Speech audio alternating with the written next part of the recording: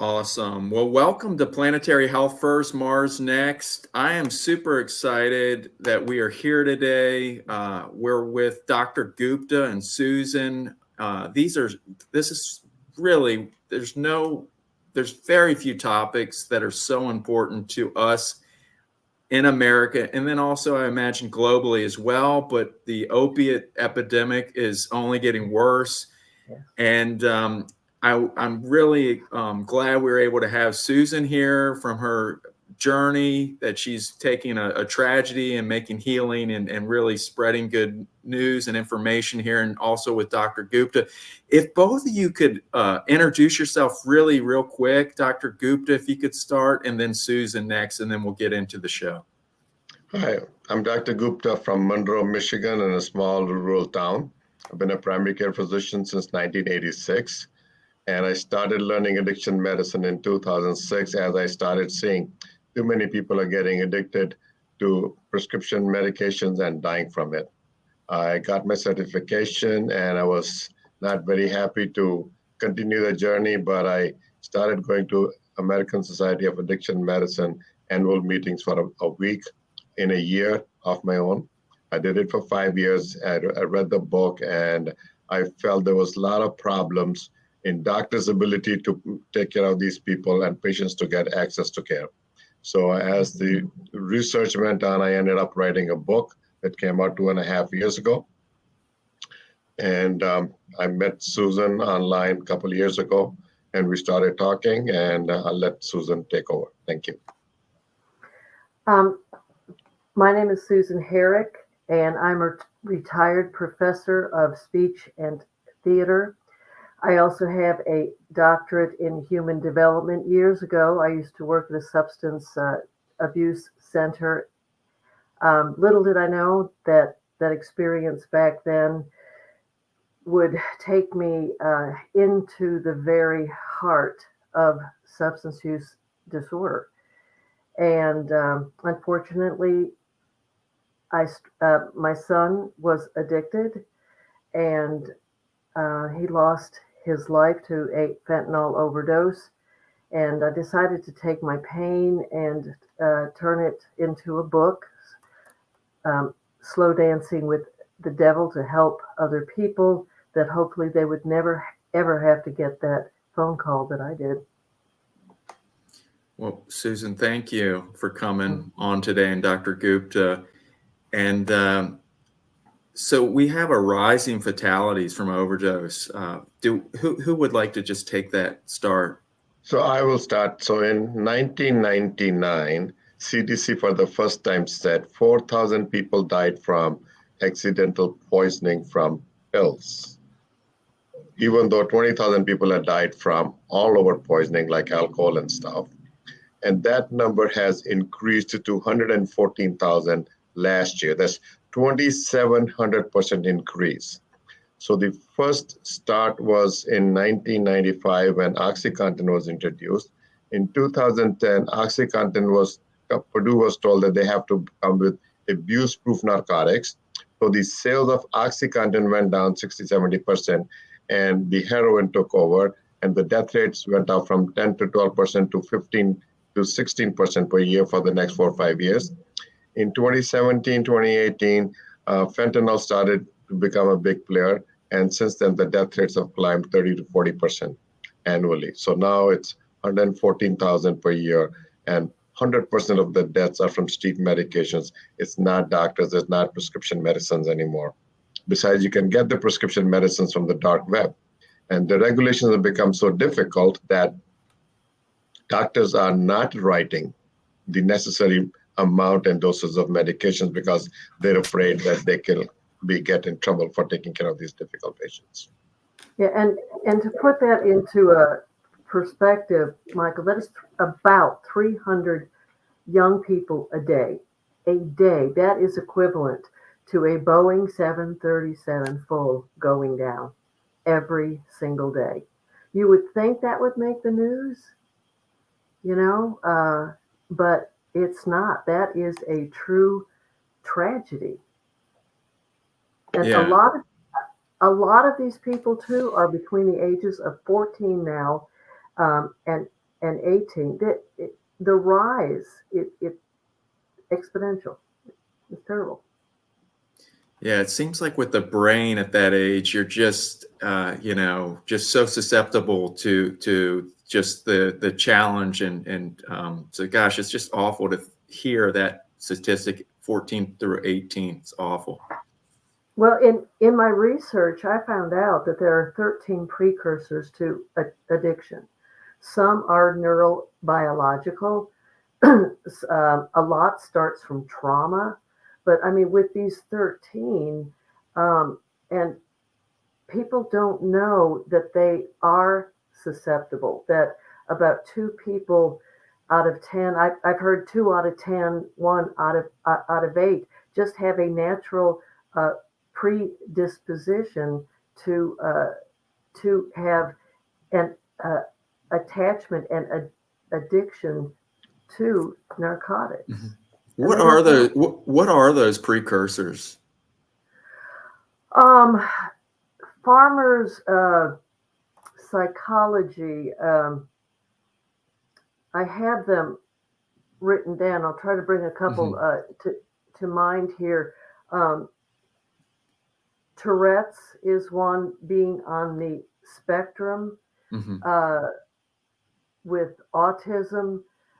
As I said, trauma, early puberty is one. I can send you. Yeah, we can get that afterwards. No worries. No worries. It was a fabulous study that I came across, and interestingly enough, I contacted the person who headed up that study and I asked her, is there any way you could break this down into understandable terms? Because it was all in medicalese, which is a huge problem. So much information about substance use disorder. Science knows, the doctors know, but it's not trickling down to the public. Yeah. And she said, we're struggling with that right now. So I tried to decode it and asked her, did I get these right? And she said, yeah, you're pretty close. So I think we're coming right into the next topic on addiction education. It sounds like we need a lot more of that. So let's look at COVID happened 3-4 years ago. There's no education. Nobody knew what's coming to us. A lot of people died in a short period of time. Till we come up with the vaccine and the treatment of the virus itself.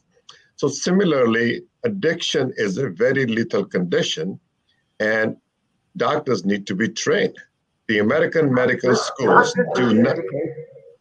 Doctors need to be educated from day one of the medical school on addiction. So when CDC said in 1999, for the first time, 4,000 people had died of poisoning, had the ACGME, American College of Graduate Medical Education, the body that controls that medical school education, inculcated the addiction into the education. They train about 20,000 doctors in America every day. In 25 years, we would have 500,000 doctors fully trained to deal with this. You would be shocked to know that less than 0.5%, less than 7,000 doctors, NPs, and PAs provide care to patients with addiction in America, and that only take care of 2.4 million people. 49 million people are at risk, 47 million have no access to care. So I am asking honest questions of these things to the federal government or any agency that can answer, why is addiction not being taught in all medical schools? Absolutely. It's 2024. So basically you get one course in nutrition and no courses in addictive medicine. Well, Yale just put it up last month that they're going to start an addiction program. Okay. I mean, that's 25 years after the crisis started. There may be not enough doctors to educate all medical students. There are so many psychosocial, financial, legal entanglements these addicted patients have that the system may not have a way to get them out of there. There are a lot of issues, financing and education. So yes, Susan, go ahead. Now, It was interesting because I mean Luke passed 3 years ago, and I went in to see my primary care doctor right afterwards. Of course, I was a mess, and she gave me her condolences, but her first response, Michael, was, "But we know now how to not get people more addicted." And I turned to her, I said, "Yeah, but what are you doing for those who already are?" And the look on her face, I mean, she truly did not have a clue. And that's what we ran into. My book documents our experiences at some of the best hospitals in the country. Nurses didn't know that he needed to be treated differently because Hmm. he had SUD. He was going into surgery. You can't use just any um, anesthesia. Hmm. Uh, they did not know, and they thought I was uh, crazy, Hmm. Hmm. because I did the research. I was fortunate that I had a girlfriend who was an anesthesiologist who stepped in and said, "Oh, no, no, no, no, let's do it this way." Hmm. But they didn't know, and furthermore, they didn't care. We had Hmm. to go once into the ER. Luke had a blockage, Hmm. and it was on his chart that he had SUD, and they treated him as, "You're just a drug seeking kid," and Hmm. I'm there, and they treated me as, "And you are his enabler." Hmm. And I said, "Luke, open up your shirt so they can see." And of course, they see this huge scar. So they decided to do a CT scan. And then they came in very apologetic and said, "Yeah, you have got a 35% blockage." Yeah, but that's how people who have addictions are treated. This disease is not taken seriously. Hmm. And that is because exactly what Dr. Gupta said, the doctors don't know, they're not trained, and there are studies out there to show that there is an innate, uh, uh, what, Like a what is stigma it, or a bias. Yeah. yeah, Yeah. It's uh, really, it's just really yes, yeah, unfortunate. Yeah. by doctors, a bias Yeah. for the doctors, you Yeah. know? Susan, you're talking your experience what happened 10 years ago. You'd be shocked to know I deal with a very large crowd of these patients. These things have not improved 1% even today. Okay? So the Listen, system I really believe need to it. be I changed and believe it. educated. Yeah. Yeah. So let's get into this whole fentanyl. I mean, that's a really, tell us about this. It's a street class one drug. What's going on with fentanyl? No, fentanyl is not class one. So let me Oh, okay. explain. I'm sorry. Okay. Well, Let we'll me start explain with it. that. Now, Fentanyl why? is a class 2 drug used in the hospitals on a daily basis in the country for short-term pain control before and during surgery. They hang an IV and give you a few drops. You have your surgery done, and then they shut it off, and you go home either on some pain pills or whatever. So that's class 2. It's very useful. Let's not touch it. 10 years ago, I started seeing fentanyl in the drug test, so did the other doctors, and we were not sure where it's coming from. So we thought it's a prescription fentanyl that either is a patch or the hospitals use it. It took federal government 4 years to figure out that some crooked labs in America were ordering the precursor directly from China. So the then um, Trump administration put a lid on that and shut it down and said, you cannot send it here. Then directly to American labs. So what happens? The administration changes, the border is open, and the fentanyl is freely flowing through the open borders. 10% of the cars coming through the San Diego border are only randomly checked for drugs. 90% are not. So now 100% of the deaths are from street fentanyl. Now, if you look at a molecule called amphetamine, it's a D isomer and an L isomer. L is legal, is called amphetamine. The D isomer is called methamphetamine. Okay, so the fentanyl can be differentiated into prescription fentanyl and a street fentanyl. I've been saying that for 5 years. Hey guys, let's look at this and make the street fentanyl a class 1 drug. Explain me why not. I had a discussion with O'Neill Institute a couple of years ago, and I put up the same thing, and they said it's a hoax. It's not going to work.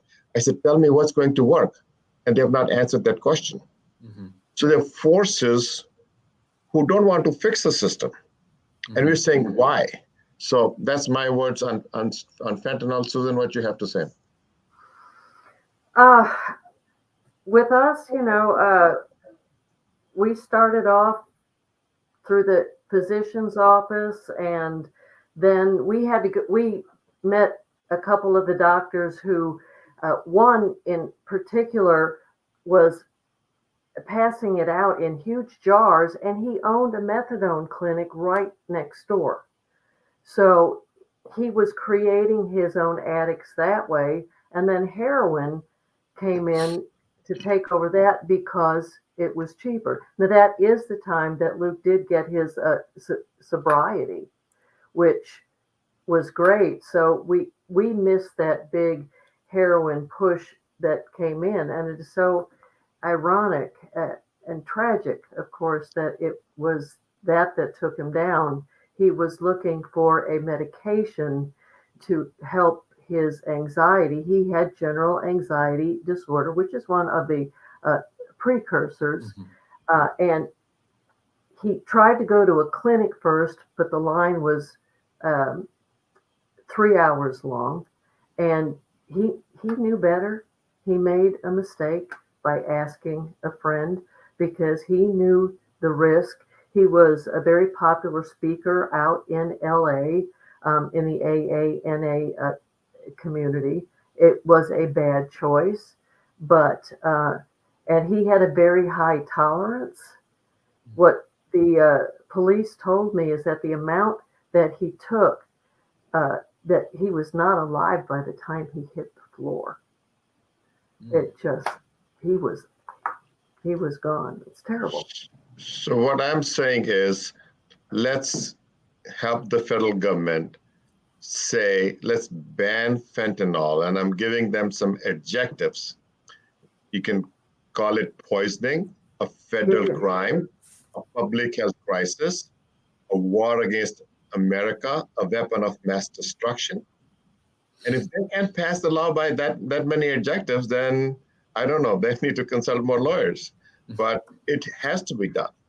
I am happy to see there are more and more, we are living in this political season now of all the commercials, bam, bam, bam, bam, bam. But I'm happy to see both sides are starting to bring this to the surface. I hope they're serious about it. I truly do. There are some politicians that care, but they need really to be heard, and they need to take it seriously. And I think now is the time for people who have lost loved ones to this to push politically, because all these people are running for office.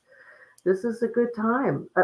When you do the numbers, Michael, if you've got 300 people a day and they all have parents, and you times that by a year, by 10 years, that is an incredible amount of people who have been touched by this. Online, on Facebook, we tried to get together. There's a man by the name of Ed Bish who is just an incredible activist out there, getting people together in Washington, just the parents to make a stand and to get noticed. But is there yet a formal grassroots entity or organization to lobby to really do this yet? There are many small fentanyl awareness groups. One of the biggest challenges that we have in this is, number one, we're so devastated, that it's hard to be proactive, when your heart's gone. But also, and I think this is huge, it is the stigma. I was very intentional when I wrote my son's obituary. I put all the wonderful things about him, but I also put down that he died of an unintentional overdose trying to self-medicate. And I did that on purpose. You go through obituaries everywhere and you see young kids, ages, nothing. I've been to one. I've been to one, and there was nothing said. It was really, I really give you so much. I really, really have to tell you, thank you for that, that boldness, that courage, and that, really that is important. Because in that, and not to mention names, whatever, I went to one the last 6 months, a one that, getting the life back together, the kid, under 20 something, and what happens is they rebound, and there's no tolerance, and bam, they whatever. So there wasn't any mention of that. So that's awesome for you doing that. I asked my son once about one AA and about why people don't talk about it, and he said, "Well, Mom, the second A in NA or AA is anonymous because of the stigma."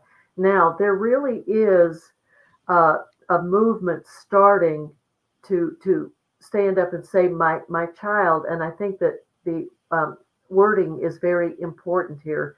My child was poisoned by fentanyl. That has a whole different implication than overdosed, because and it's a true statement that fentanyl is found in Percocet, or that looks like Percocet, Xanax, Klonopin, even Tylenol. I mean, what was it? A DEA statistic said that of the counterfeit drugs that look like other drugs, Adderall is one. 7 out of 10 contain fentanyl. That is a scary amount. And these kids go out just asking a person, "Hey, I have a big test coming up. Do you have an Adderall?" "Yeah, I got this on the street here." And it looks identical. They have stamps now that make these drugs look identical to the others. Well, let's move through. We have a lot of great topics today. DCP for treatment arms since 2005. So that's called a diversion control plan.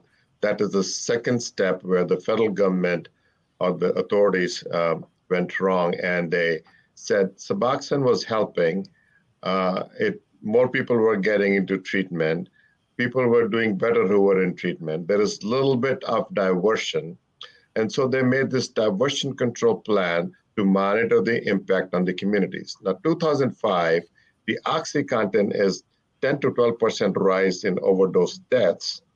And we have a treatment medicine since 2002.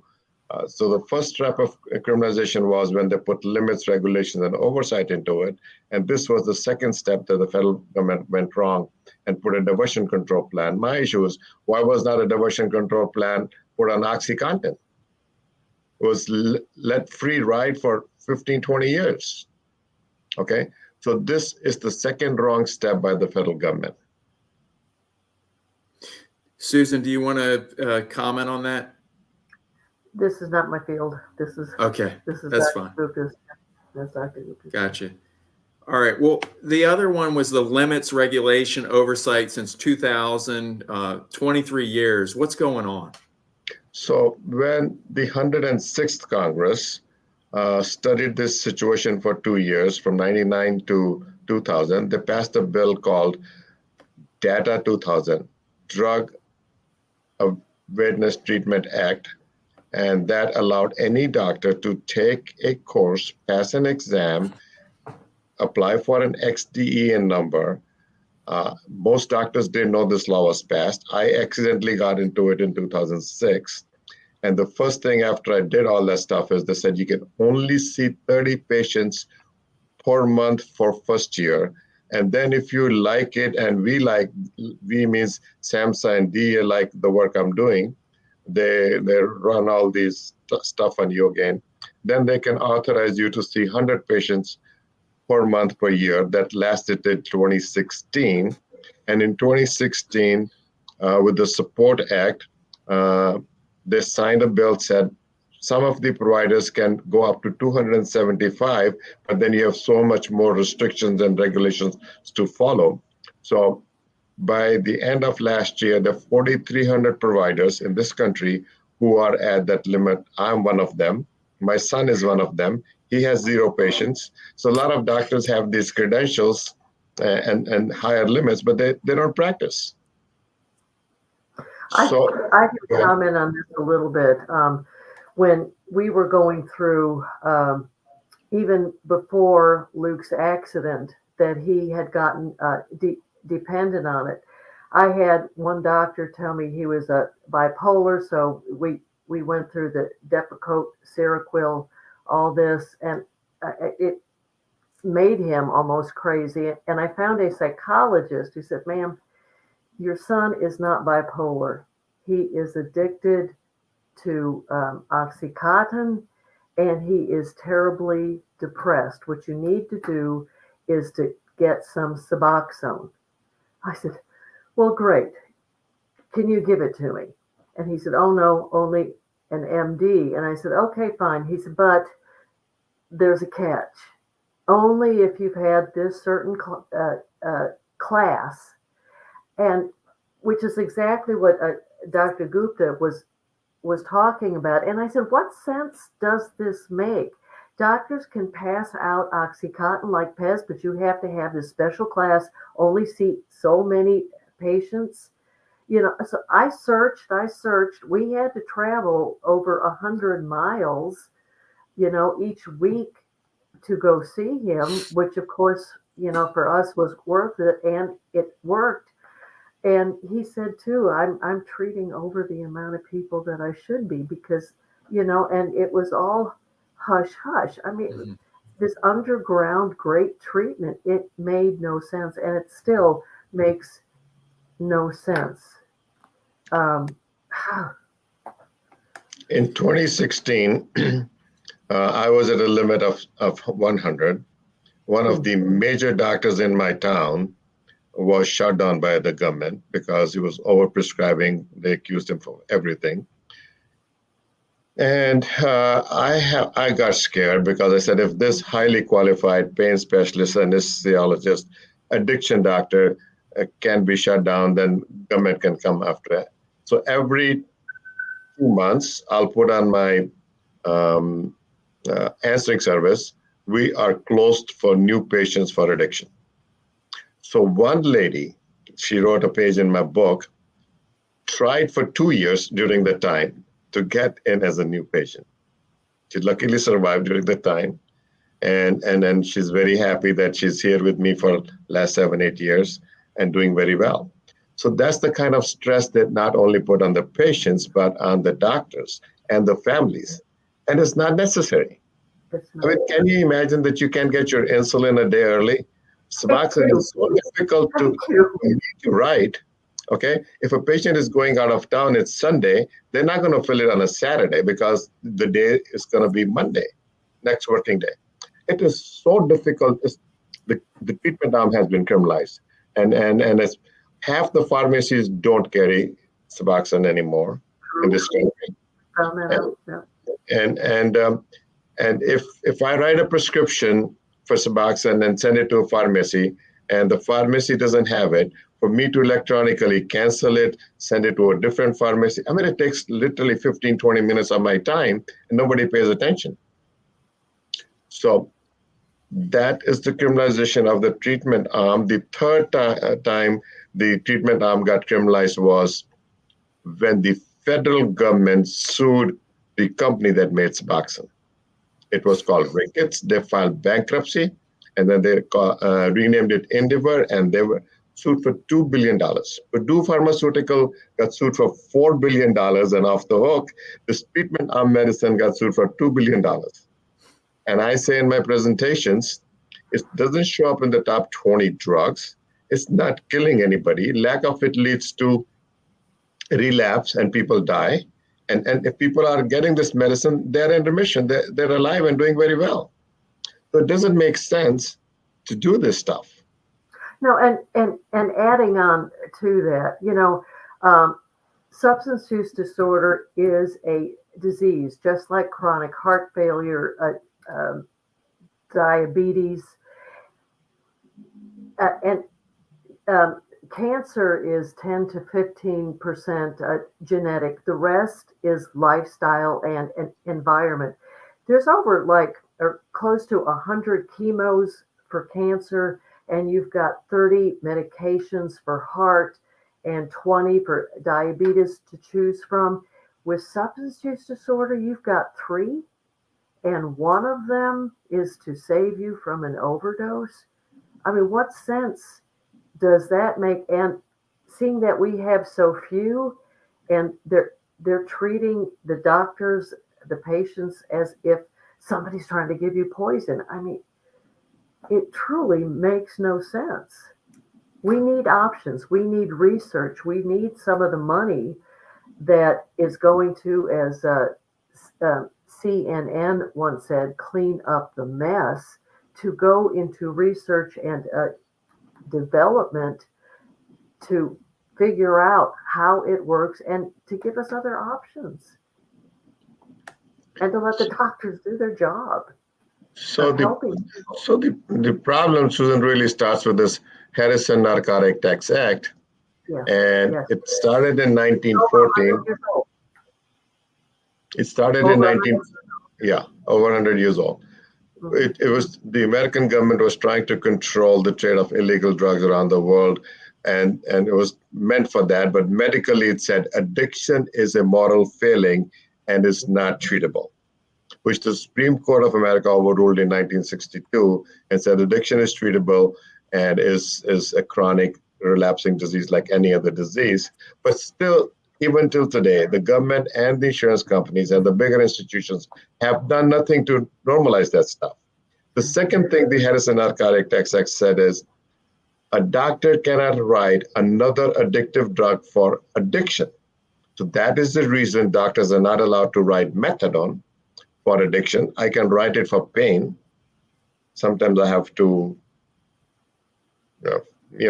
tell a lie in the chart. And Suboxone is Schedule 3, so it's still restricted drug. Had they made it a commodity drug like diabetes and hypertension, we would have this problem. Right. All the people would have had Suboxone and game would have been over 22 years ago. Right.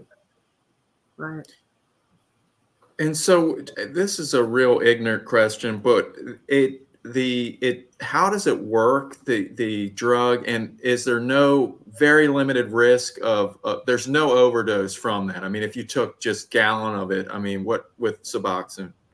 So Suboxone can cause respiratory distress. So if you're taking benzos with or drinking alcohol with it, it will suppress your breathing and you could get in trouble.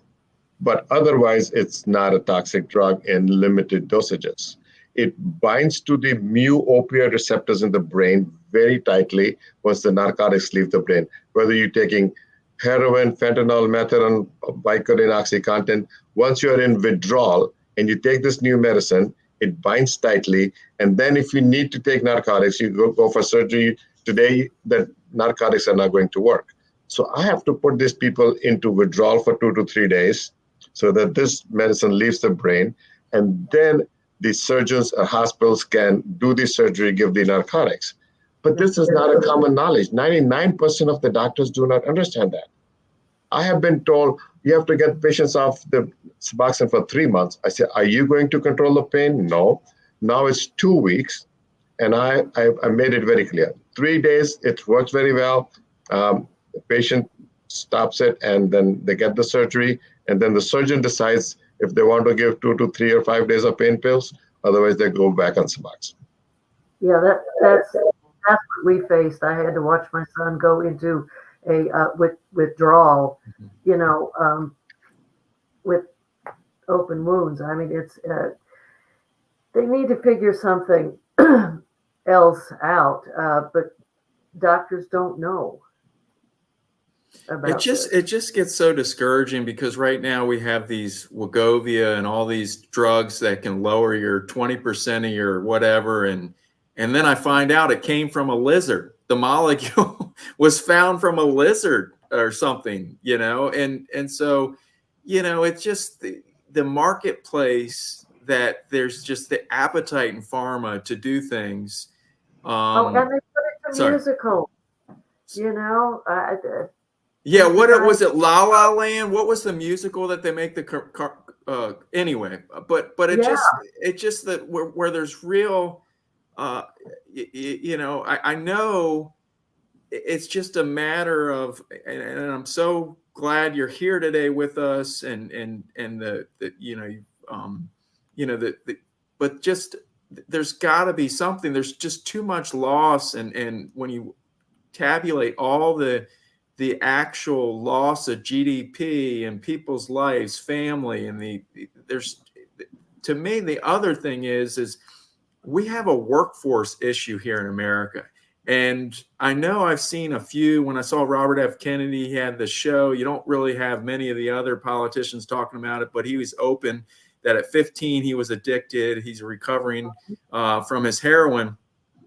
But there's a lot of amazing programs. There's just really hard to hear about. And I saw some of them where, they provide workforce training, getting people back on. And to me, why couldn't we do something where there's like a block grant for all of America? We got so many people from 14 to 30 that have no idea what they're going to do job wise.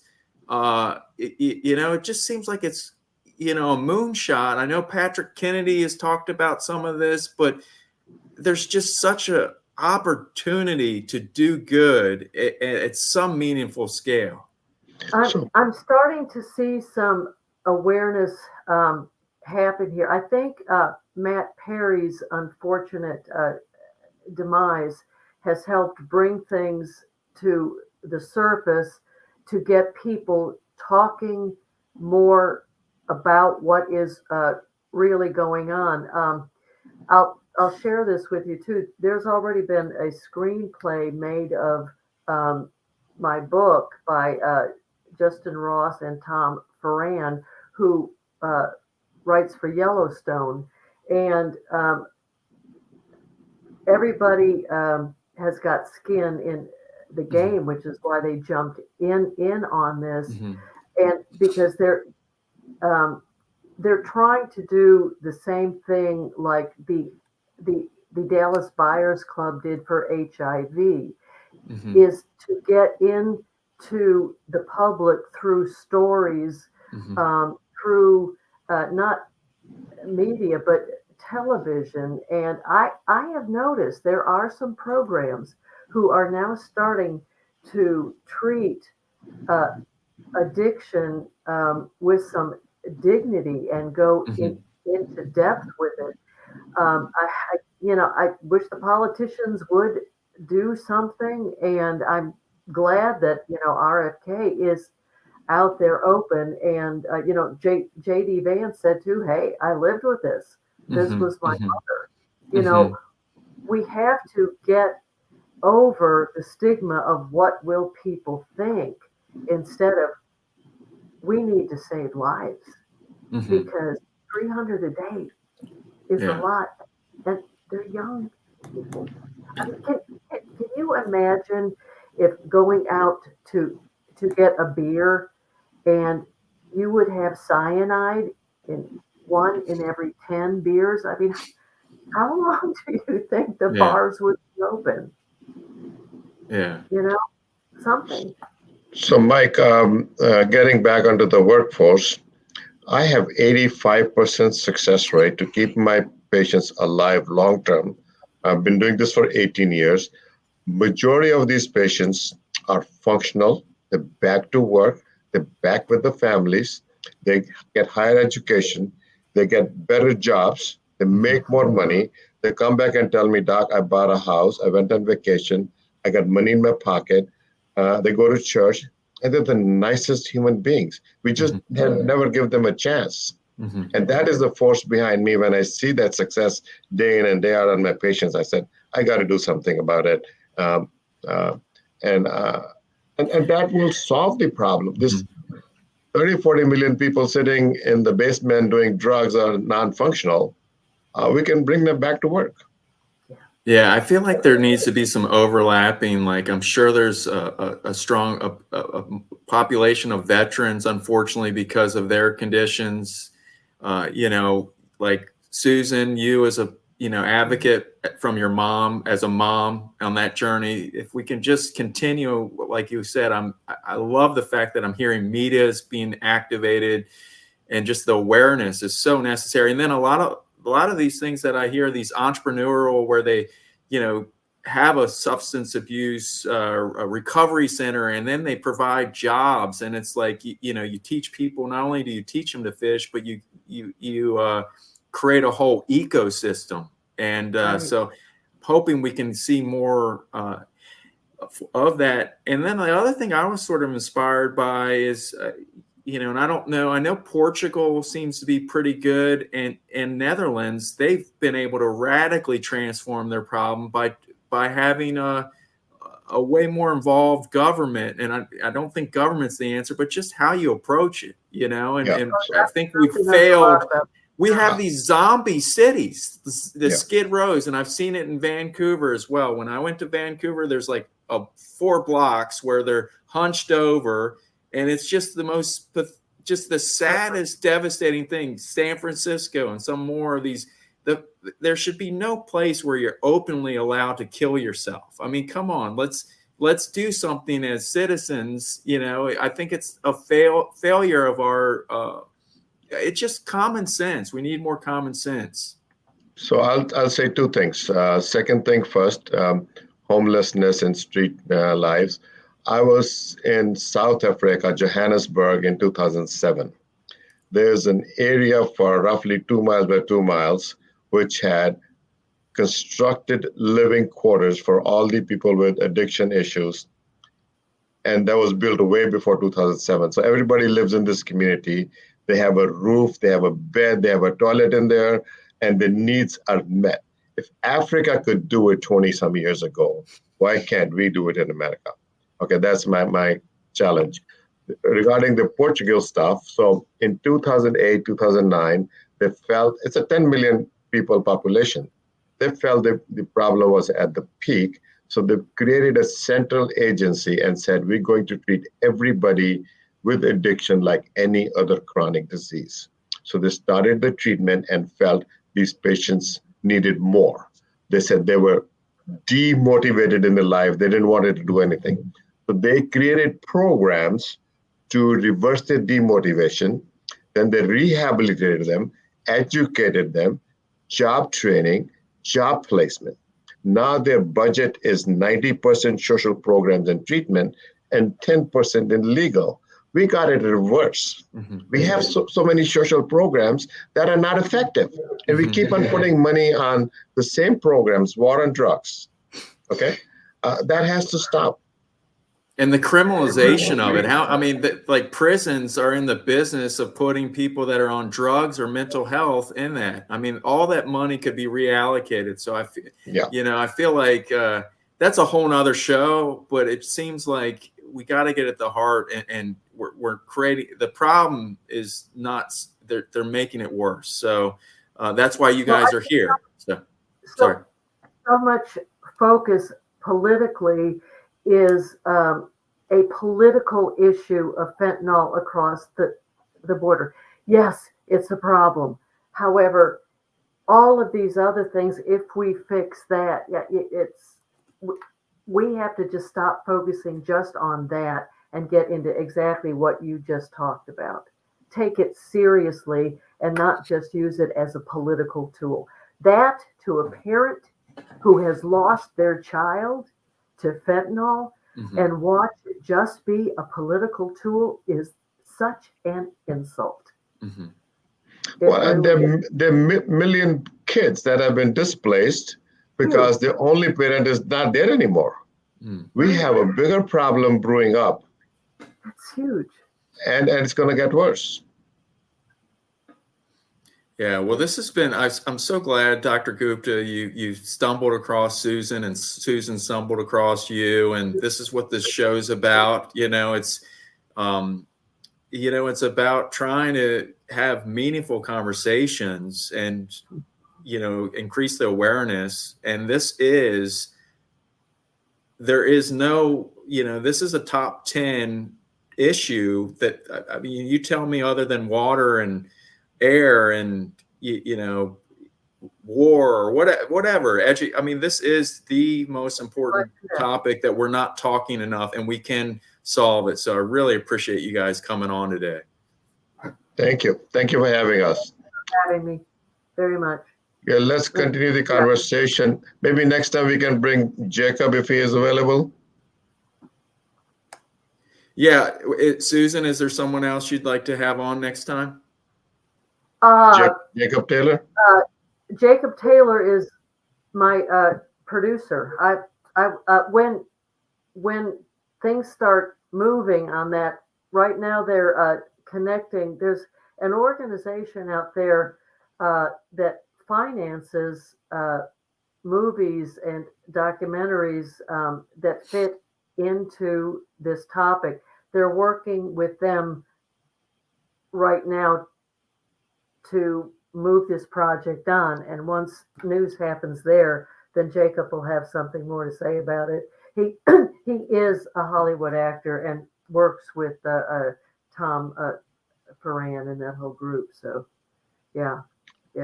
So why don't you talk to Jacob and see if he could, 10 o'clock our time, 7 o'clock his time, he could join the show, and then we're still recording, just to let you guys know. So just want to let you know. So it's fine. But hey, this is good because we're putting it out there too.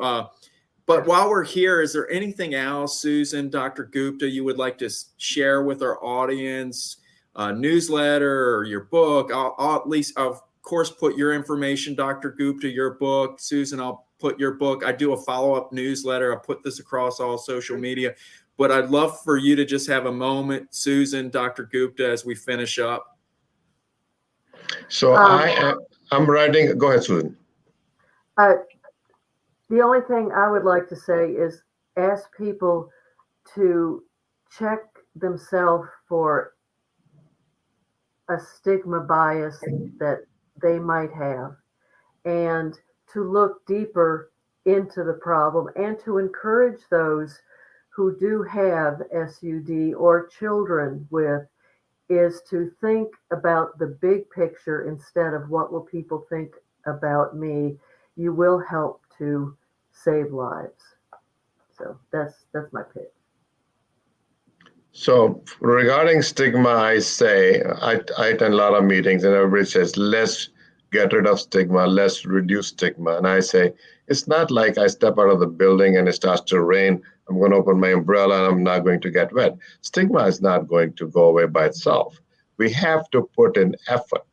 So I say we need to create mandatory education. Like we uselessly talk about implicit bias. I hate to say that it's used. I've attended 50 meetings. Okay, so it doesn't do anything. Not in my practice. It may help some other people, but stigma. We need to create education for addiction, better vocabulary, empathy, and humanity.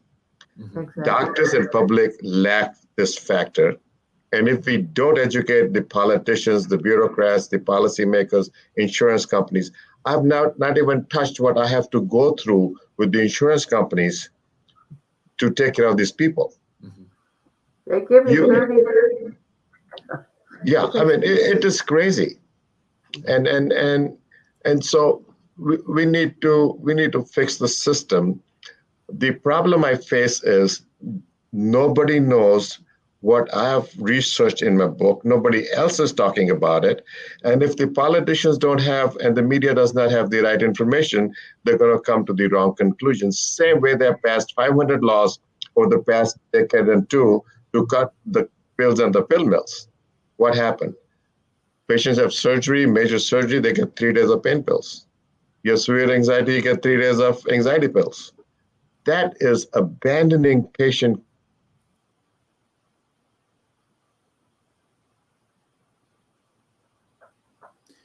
Susan, do you want to pick up? I think we lost them. Patients And then had- we'll yeah, Like- you're back now, Dr. Gupta. We lost you for a second.